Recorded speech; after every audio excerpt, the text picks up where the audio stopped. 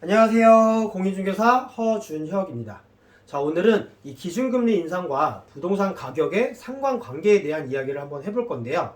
자, 일단 기준금리 인상과 부동산 가격은 상관관계가 전혀 없다라고 이야기하시는 분들이 상당히 많으시더라고요. 자, 그렇게 주장을 하면서 과거 금리 상승기에도 집값은 올라갔다. 그래서 앞으로도 이 금리가 상승하게 되면 집값이 지금보다 더 오를 거니까 지금이라도 집을 빨리 사야 한다 라고 주장을 하시더라고요. 자, 그래서 그 근거가 뭔가 한번 봤어요. 그랬더니 대부분 이 노무현 정부 시절에 기준금리와 부동산 가격 통계를 그래프와 함께 제시를 하더라고요. 과거 2005년 10월 가계부채가 증가하고 부동산 가격이 많이 올라가게 되면서 이 기준금리를 올리기 시작을 했던 시절이 있어요. 3.25%였던 기준금리를 2008년도 8월까지 무려 5.25%까지 올리게 됐습니다. 자, 그런데 이때 주택가격이 함께 올라가는 모습이 보이게 돼요. 기준금리가 상승하는 시기에 주택가격도 함께 올라갔던 거예요. 사실이에요.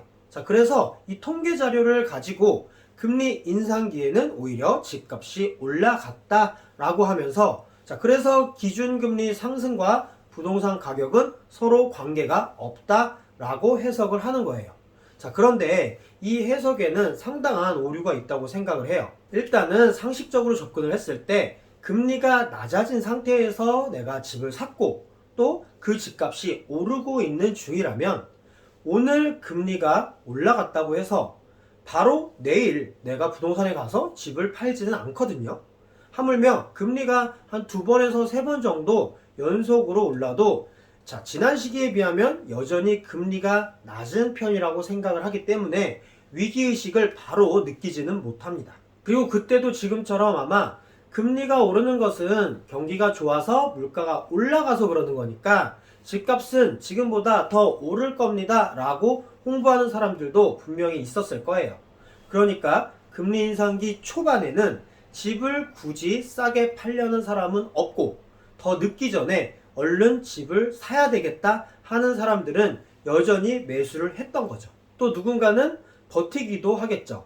자, 하지만 예상과는 다르게 금리가 연속으로 계속 오르게 되면서 이 피로감과 불안감이 쌓이게 됩니다. 자, 그리고 어느 순간 이 금리의 부담을 느낀 매수자들이 행동을 멈추는 시기가 옵니다. 집을 사고 싶은 마음은 여전히 있어도 이미 많이 올라버린 금리가 생각보다 많이 부담이 되기 시작을 하는 거죠. 이런 현상이 지속되면서 거래량은 줄고 아파트 가격 상승이 멈추게 되는 거예요. 지난 몇 년간 신나게 올라가기만 하던 아파트 가격이 하락도 아닌 그저 상승세가 멈추기만 하더라도 이 불안 심리는 커지기 시작합니다.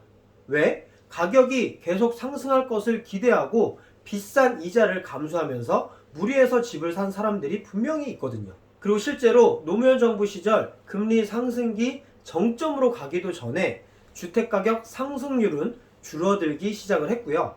2008년에 들어가서는 부동산 가격이 큰 하락을 맞이하게 됩니다.